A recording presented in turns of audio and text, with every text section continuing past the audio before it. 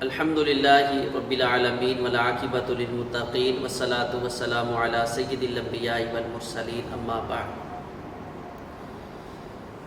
بہت سے احباب نے یہ سوال کیا ہے، بھینس کٹا جو ہے اس کی قربانی شریعت اسلامیہ اس کے بارے میں ہماری کیا رہنمائی فرماتی ہے؟ تو یہ بات سمجھ لیں، بھینس اور کٹے کی قربانی قرآن و سنت سے قطعاً ثابت نہیں ہے۔ جن لوگوں نے ثابت کرنے کی کوشش کی ہے انہوں نے بہت زیادہ محنت بھی کی ہے، اس مسئلہ میں زور بھی لگایا ہے، لیکن شاید کہ وہ دلائل اس قدر قوی نہیں ہیں کہ جس کی بنیاد پہ بھینس کی قربانی کو شرعی قربانی قرار دیا جا سکے۔ مثال کے طور پہ جتنے بھی قائلین بھینس کی قربانی ہیں ان سب کا بنیادی موقف یہ ہے کہ جو لغت ہے، اصحاب لغت ہیں، انہوں نے اس کو نوع من البقر شمار کیا ہے۔ تو جب اللہ تبارک و تعالی نے گائے اور بیل کو قربانی کا جانور قرار دیا ہے تو یہ اس کی نوع ہے، اس لیے اس کی بھی قربانی جائز ہے، ہو سکتی ہے۔ تو آپ یہ بات سمجھیں کہ اصحاب لغت کا یہ کہنا یہ اس بات کی قطعاً دلیل نہیں بن سکتا، اس کی کئی ایک وجوہات ہیں۔ قربانی ایک عبادت ہے، اور عبادت جو ہے وہ الفاظ کے لغوی معنوں سے ثابت نہیں ہوگی، بلکہ رسول اللہ صلی اللہ علیہ وسلم کی جو بتائے ہوئے شریعت ہے، طریقہ ہے، اس سے ثابت ہوگی۔ اگر فقط لغوی معنی مراد لے کے عبادت کو ثابت کرنے کی کوشش کریں گے تو آپ جو سب سے اہم ترین عبادت ہے صلاۃ، اس کے لغوی معنی پہ چلے جائیں۔ اس کا لغوی معنی کیا ہے؟ سرین کو ہلانا۔ تو کوئی ناچنے والی، گانے والی کل کو لغوی معنی کا سہارا لے کے اپنے ناچ گانے کو جو ہے وہ نماز کے ساتھ نعوذ باللہ استغفر اللہ ملانے کی کوشش کر لیں تو ہم اس کو کیا جواب دیں گے؟ تو جو احکام تعبدی ہیں ان کے اندر جس طرح چون چراں نہیں چلتی، اسی طرح لغت کا سہارا بھی نہیں چلتا، کیونکہ رسول اللہ صلی اللہ علیہ وسلم نے ارشاد فرمایا ہے، ترکتکم علی ملت بیضاء لیلھا کنہارکم، میں تمہیں ایسے روشن دین پہ چھوڑ کے جا رہا ہوں کہ جس کی سیاہ راتیں تمہارے سفید دنوں سے بھی زیادہ روشن۔ تو اس لیے اس لغت کا سہارا لے کے اس کو اس میں شامل کرنے کی کوشش کرنا یہ درست نہیں ہے۔ اگر آپ لغت کا ہی سہارا لیں گے تو آپ لغت کی کتاب سے معاذ کو اٹھائیں۔ اب یہ معاذ کا معنی المعوذ پہ جا کے صاحب قاموس الوحید لکھتے ہیں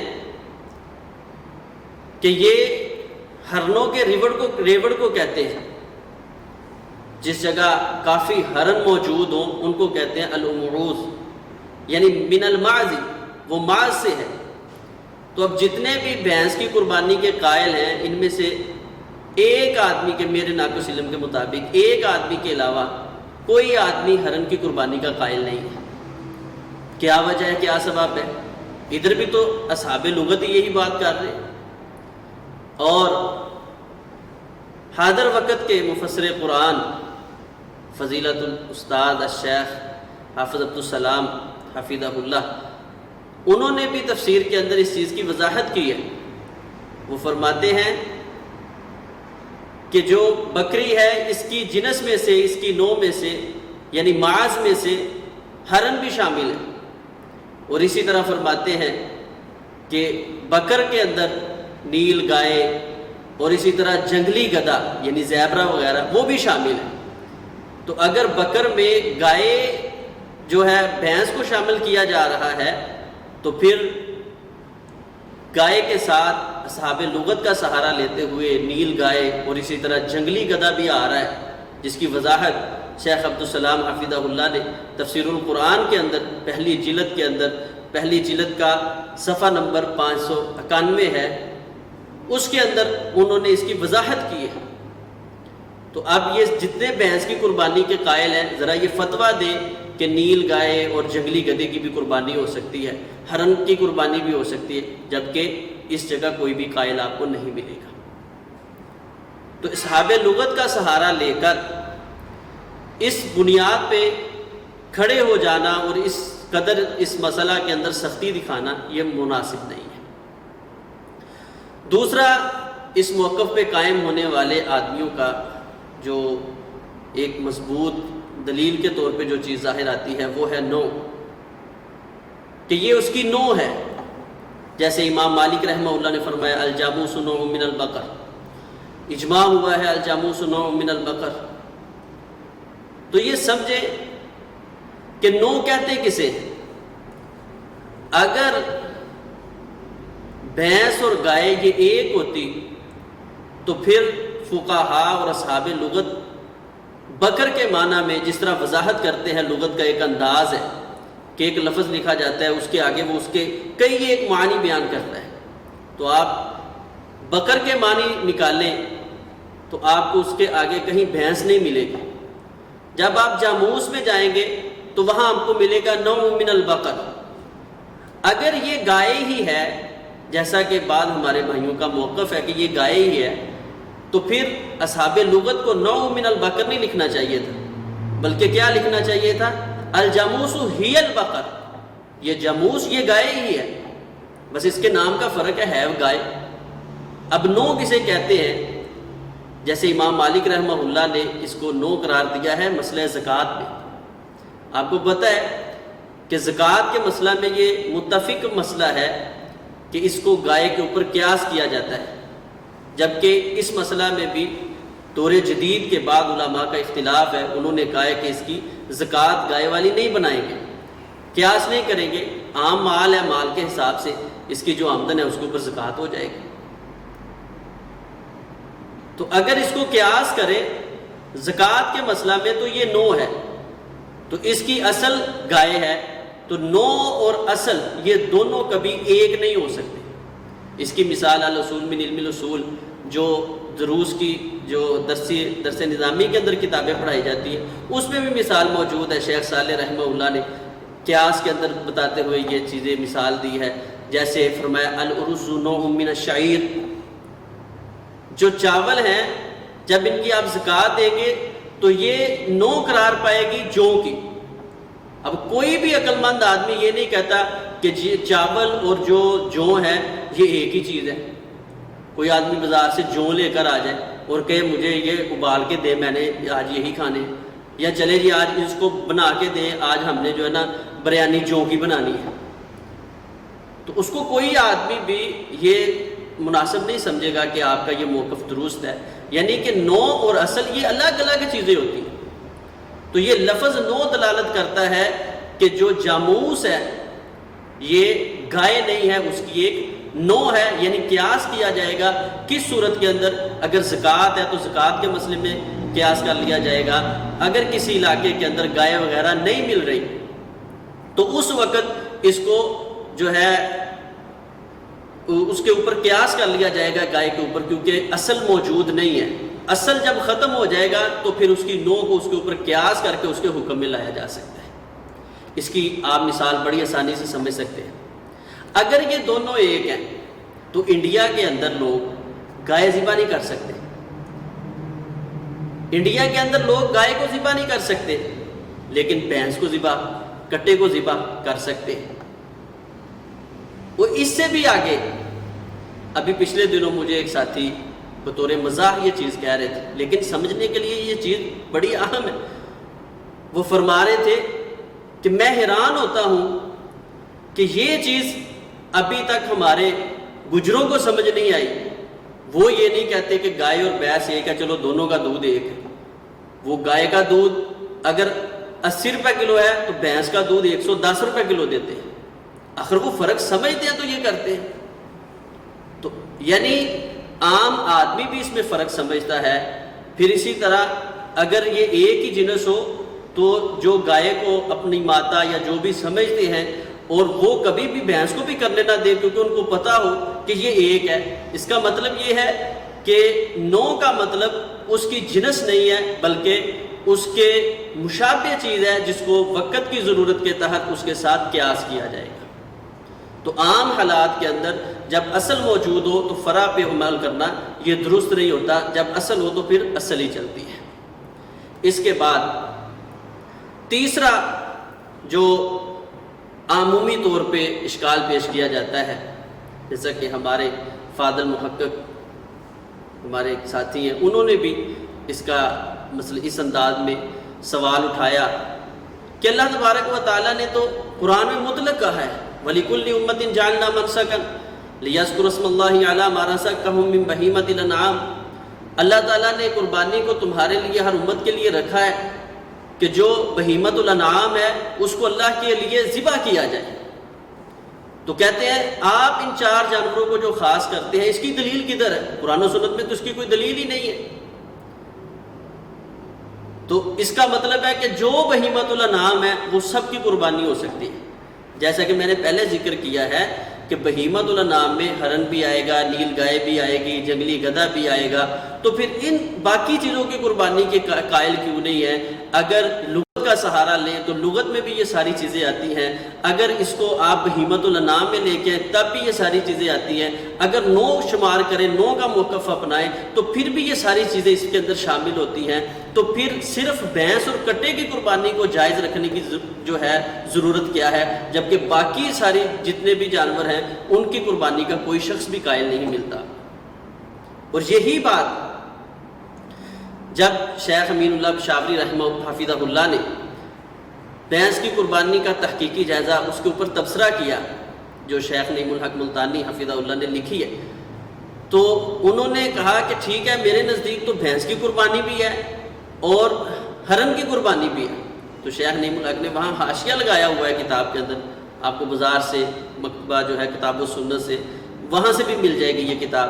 تو وہاں انہوں نے حاشیہ لگایا کہ یہ ان کا جو موقف ہے میں اس کا قائل نہیں ہوں. حالانکہ پوری کتاب لکھ رہے ہیں 200 صفحات کے قریب بھینس کی قربانی کو ثابت کرنے کے لیے.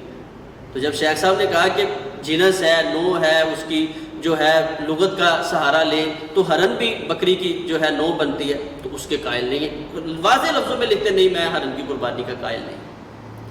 تو یہ بات سمجھنے والی ہے کہ قیاس کیا جائے گا لیکن جب اصل موجود ہو تو اس وقت پھر قیاس نہیں چلتا. باقی رہی بات کہ بہیمت الانعام ان کو خاص کیوں کیا ہے، یہ خاص میں نے نہیں کیا، یہ خاص کسی آپ کے اس وقت کے کسی عالم اور محدث نے نہیں کیا، بلکہ یہ خاص کرنے والی ذات رسول اللہ صلی اللہ علیہ وسلم کی زندگی ہے اور ان کے بعد خلفائے راشدین میں سے حضرت علی المرتضیٰ رضی اللہ تعالیٰ عنہ کا فتویٰ جو جمع الجوامع اس کی جلد 2 صفحہ 79 کے اوپر، اور اسی طرح فقہ امام علی اس کی جلد 1 صفحہ 48 کے اوپر ان کی یہ فتویٰ، ان کا یہ تحریر ہے، موجود ہے.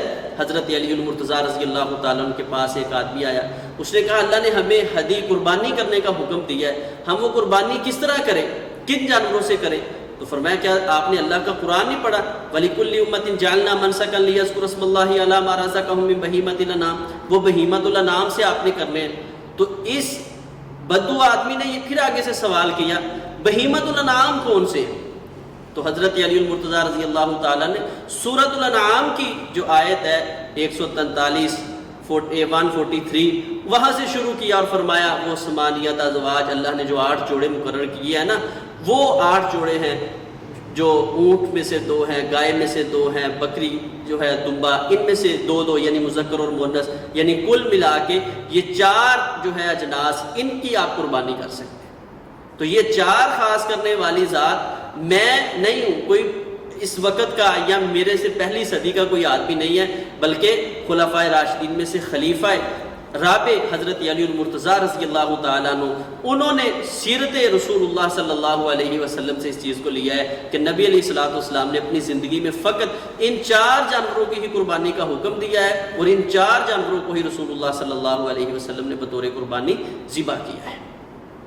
اس کے بعد بعض لوگوں کا یہ بھی اشکال ہے، کہتے ہیں کہ جی دیکھیں رسول اللہ صلی اللہ علیہ وسلم نے قربانی نہیں کی، اس لیے کہیں گے قربانی نہیں ہے۔ تو مجھے یہ بتائیں، نبی علیہ الصلوۃ والسلام نے بھینس کا دودھ پیا ہے؟ رسول اللہ صلی اللہ علیہ وسلم نے کٹے کا گوشت کھایا ہے؟ وہ کیوں کھاتے ہیں؟ میں یہ سمجھتا ہوں کہ اہل علم کی شان شیان اس طرح کے سوال نہیں ہیں میرے ناقص علم کے مطابق، کیونکہ دین اسلام نے ہمیں 2 چیزوں کے اندر، بنیادی 2 چیزوں کے اندر رہنمائی فرمائی ہے، ایک ہے دینی معاملات اور ایک ہے معقولات یا دنیاوی معاملات۔ تو دینی معاملات کے اندر ہر چیز کی اصل، اس کی اباحت یہ ہے کہ وہ رسول اللہ صلی اللہ علیہ وسلم سے قرآن و سنت سے ثابت ہو۔ عبادت وہ ہوگی جو پیغمبر علیہ الصلوۃ والسلام کی عادت ہوگی۔ جو چیز رسول اللہ صلی اللہ علیہ وسلم سے ثابت نہیں ہے وہ عبادت نہیں ہے۔ تو قربانی عبادت ہے، تو نبی علیہ الصلوۃ والسلام سے جب ان 4 جانوروں کے علاوہ دیگر جو ہیں بہیمۃ الانعام ہیں یا ان کی نوعیں ہیں، ان کی نبی علیہ الصلوۃ والسلام سے قربانی ثابت نہیں ہے، تو اس لیے ان کی قربانی کرنا بھی شرعاً درست نہیں ہے۔ باقی گوشت کیوں کھاتے ہیں؟ تو جو معاملات ہیں، معقولات ہیں، اس میں اصل ہر چیز کی حلت ہے، ہر چیز حلال ہے، ہر چیز جائز ہے، مگر جو چیز اللہ تبارک و تعالیٰ اپنے نبی کے ذریعے، قرآن کے ذریعے اللہ تبارک و تعالیٰ جس چیز کو حرام کر دے وہ حرام ہوگی۔ مثال کے طور پہ بھینس ہے۔ اب شریعت اسلامیہ نے سادہ سا اصول بتایا، یہ ہم نے بڑی تفصیل کے ساتھ اس چیز کو ذکر کیا ہے۔ ہمارا جو خلاصہ تفسیر القرآن ہے اس کے 2 پارے کے اندر جو آدمی شوق رکھتے ہیں وہ ہم نے سارے اصول و قواعد یہ حلال و حرام کے ذکر کیے ہیں۔ تو مختصر میں آپ کو اس کی تھوڑی سی نشاندہی کر دیتا ہوں کہ اللہ تبارک و تعالیٰ نے جانوروں کا نام لے کر حرام کیا، جیسے سور اور گدھا ہے۔ بعض جانور ہیں ان کی نشانی کے طور پہ ان کو حرام کر دیا ہے، فرمایا من کل ذی ناب من السباع، ہر درندوں میں سے جو کچلی والا جانور ہے وہ حرام ہے۔ تو اب یہ بھینس جو ہے اس کا نام لے کر بھی شریعت نے حرام نہیں کیا، جو شریعت نے اصول بتایا ہے جانوروں کے بارے میں، اس کے منہ میں کچلی ہو، اس کے منہ میں یہ نیاب کچلی بھی نہیں ہے، تو اس کا مطلب یہ ہے کہ یہ حرام نہیں ہے۔ تو جب یہ حرام نہیں ہے تو یہ معقولات میں شامل ہے، یعنی کوئی یہ نہیں کہتا کہ اگر میں کٹے کا گوشت کھاؤں گا تو مجھے اتنا ثواب ملے گا۔ عبادت سمجھ کے نہیں کھاتے، اپنی ضرورت سمجھ کے کھاتے۔ تو یہ دنیا کا معاملہ ہے، اس میں اصل حلت ہے، الا ما یتلی علیکم، ہاں جو شریعت حرام کر دے وہ حرام ہو جائے گا، جیسے گدھے کو حرام کر دیا، سور کو حرام کر دیا۔ تو نہ نام لے کر بھینس کو اللہ کے رسول صلی اللہ علیہ وسلم نے حرام کیا ہے، نہ ہی جو اصول بتایا ہے اس اصول کے مطابق یہ حرام ہوتی ہے، تو اس لیے اس کا گوشت کھانا جو ہے جائز ہے، بھینس کا دودھ پینا یہ جائز ہے۔ تو اس کی قربانی اس لیے جائز نہیں کہ قربانی جو ہے وہ عبادت ہے، اور احکام تعبدی وہ آدمی اپنے ذہن سے، اصحاب لغت سے، اپنے قیاس سے، اپنی فکر سے ثابت نہیں کر سکتا، وہ وہی ہیں جو اللہ تبارک و تعالیٰ نے اپنے نبی صلی اللہ علیہ وسلم کے ذریعے مقرر کر دی ہے۔ اب ان سارے دلائل کی روشنی میں آپ سب احباب کے سامنے، ناظرین کے سامنے یہ مسئلہ بالکل واضح ہو چکا ہے کہ اگر ہم اس طرح اس مسئلے کو لے کے چلیں گے تو بہت زیادہ طوالت جو ہے اس کا شکار ہو جائیں گے، اور پھر ہم واپس پلٹنے والے نہیں ہیں، کیونکہ پھر نوعیں نکلتی چلیں گی، پھر اصحاب لغت اپنے معنی ذکر کرتے چلیں گے۔ آپ کو پتہ ہے ایک ایک لفظ اس کے 20 معنی ہیں، کدھر جائیں گے پھر؟ تو اس لیے جب عبادت ہے قربانی تو عبادت وہی ہے جو رسول اللہ صلی اللہ علیہ وسلم نے ہمارے لیے مقرر کر دی ہے۔ باقی اس کے بعد بھی اگر کوئی ساتھی دلائل سے مطمئن نہیں ہے تو اتنی بات ضرور ہے، خصوصاً آج کے دور میں یہ چیز بعض لوگوں کا بلکہ ایک اور اشکال عام عمومی طور پہ آج کل یہ پیش کیا جاتا ہے کہ پہلے جو ہے متفق یہ مسئلہ تھا، قربانی جو ہے بھینس کی جاتی تھی، جو ہے بعد کے اندر جو قربانی اب 1 صدی سے 1.5 صدی سے جو ہے نا اس کا اختلاف شروع ہوا ہے۔ تو یہ بات سمجھ لیں، کہیں کسی ایک مقام پہ یہ چیز ثابت نہیں ہے باسند صحیح کہ کسی محدث نے، کسی فقیہ نے قربانی کے حکم کے اندر جاموس کو شامل کیا ہو، کہیں نہیں۔ آپ کو الجاموس نو من البقر کی عبارات ملے گی، لیکن وہ زکوٰۃ کے مسئلے میں ملیں گی، قربانی کے مسئلے میں نہیں۔ تو زکوٰۃ کے مسئلے سے اٹھا کر قربانی کے مسئلے پہ لا کے اس کو فٹ کر کے یہ کہنا کہ پہلے سارے علماء اس بات میں متفق تھے، کسی ایک کا نام لے محدثین میں جس نے بھینس کی قربانی کی۔ اور اس کے بعد آپ کو پتہ ہے قربانی پالتو جانور کی ہوتی ہے، گھریلو جانور کی۔ اور یہ جس طرح شیخ عبد الرحمن مفتی شیخ عبد الرحمن عابد حفظہ اللہ وہ بتا رہے تھے، میرے دوست ہیں وہ کویت کے اندر، وہ کہتے میں نے بھینس دیکھی نہیں۔ ہم نے پوچھا کیوں؟ کہتے نہیں، میں نے بھینس کہاں دیکھی ہے؟ جو کویت کا چڑیا گھر ہے اس میں۔ کیوں؟ کہ یہ کویت کے اندر پالتو جانور ہے ہی نہیں، یہ جنگلی جانور ہے۔ آپ نیٹ پہ تحقیق کریں گے، آسٹریلیا میں جنگلی جانور ہے۔ اللہ تبارک و تعالیٰ نے جو 4 جانور مقرر کیے ہیں وہ گھریلو جانور ہے، پالتو جانور ہے۔ یہ بھی اس بات کی دلیل ہے کہ یہ بھینس کتنے ہی ملکوں کے اندر ابھی تک اس دور میں بھی جنگلی جانور شمار ہوتا ہے۔ جس طرح جنگلی گدھا ہے اس کی قربانی نہیں ہے، جس طرح نیل گائے ہے اس کی قربانی نہیں ہے، اسی طرح یہ بھی ایک جنگلی جانور ہے۔ ہمارے ہاں ہم اس سے مانوس ہو گئے ہیں اور ہم نے اس کو پالتو بنا لیا ہے، تو اس کا یہ مطلب نہیں ہے کہ یہ پالتو بن گیا ہے۔ اس کی اصل دیکھیں، اصل کیا ہے، اسی لیے تو عرب کے اندر یہ پائی نہیں گئی۔ جو پہلے قبائل موجود تھے ان کے اندر یہ چیز نہیں پائی گئی۔ جس طرح ہرن ہے تو جانور بکری کی بالکل مشابہت کا ہے، لیکن وہ پالتو نہیں ہو سکا، لوگ گھروں میں اس کو نہیں پال سکے، تو اس لیے اس کی بھی قربانی نہیں ہے۔ تو پالتو جانور کو بھی مد نظر رکھیں گے تو کئی علاقوں کے اندر یہ بھینس جو ہے یہ پالتو جانور نہیں ہے بلکہ جنگلی جانور ہے۔ بہرحال آخر پہ رسول اللہ صلی اللہ علیہ وسلم کا عظیم تحفہ اس مسئلہ کے اندر ان بھائیوں کے نام ہے کہ جو محبت کا پیغام دیتے ہیں، اس مسئلہ کے اندر بار بار ہمیں یہ کہتے ہیں کہ جی سختی نہیں ہونی چاہیے۔ تو ہم کہتے ہیں نرمی بھی کریں تو شریعت اسلامیہ کی روشنی میں کریں۔ تو وہ نرمی کیا ہے؟ حضرت حسن رضی اللہ تعالیٰ عنہ سے جامع ترمذی میں روایت آتی ہے، ان سے پوچھا گیا کہ آپ بڑی چھوٹی عمر کے تھے، 7 سال کے قریب آپ کی عمر تھی، 7-8 سال، جب نبی علیہ الصلوۃ والسلام اس دنیا سے چلے گئے۔ تو آپ یہ بتائیں، آپ کو نبی علیہ الصلوۃ والسلام کی کوئی بات، کوئی بڑی خاص اہمیت والی کوئی الفاظ، کوئی وصیت کے طور پہ کوئی ایسی چیز آپ کے پاس موجود ہے، آپ نے کوئی یاد کی ہے؟ تو وہ کیا فرماتے ہیں؟ ہاں، میں نے رسول اللہ صلی اللہ علیہ وسلم سے یہ الفاظ یاد کیے تھے کہ آپ نے فرمایا تھا، اے پیارے حسن، دع ما یریبک الی ما لا یریبک، جو چیز تجھے شک میں ڈال دے اس کو چھوڑ کے اس چیز کو تو نے اختیار کرنا ہے جس کے اندر شک نہیں ہے۔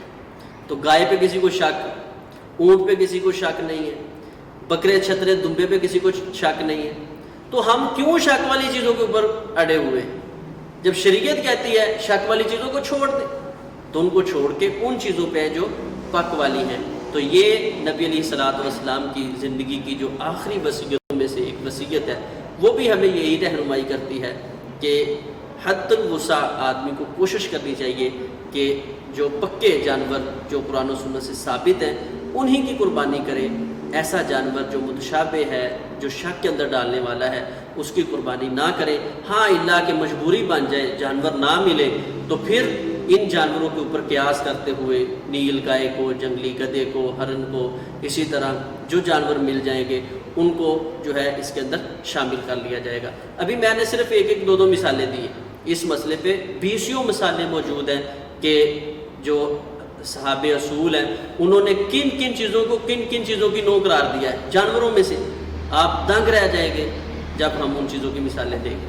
تو اللہ تبارک و تعالیٰ سے دعا ہے کہ یہ اختصار کے ساتھ جو ہم نے آج کا یہ پروگرام صرف اپنی اصلاح کے لیے، اپنے احباب کی اصلاح کے لیے آپ احباب کے سامنے پیش کیا ہے، اللہ تبارک و تعالیٰ اس ہماری مختصر سی کاوش کو قبول و منظور فرما کے ہمیں حق سمجھنے کی توفیق عطا فرمائے۔ جو شریعت کے مطابق صاف ستھری زندگی ہے، اللہ تبارک و تعالی ہمیں وہی گزارنے کی توفیق عطا فرمائے۔ اقول قولی ھذا استغفر اللہ لی و لکم ولسائر المسلمین۔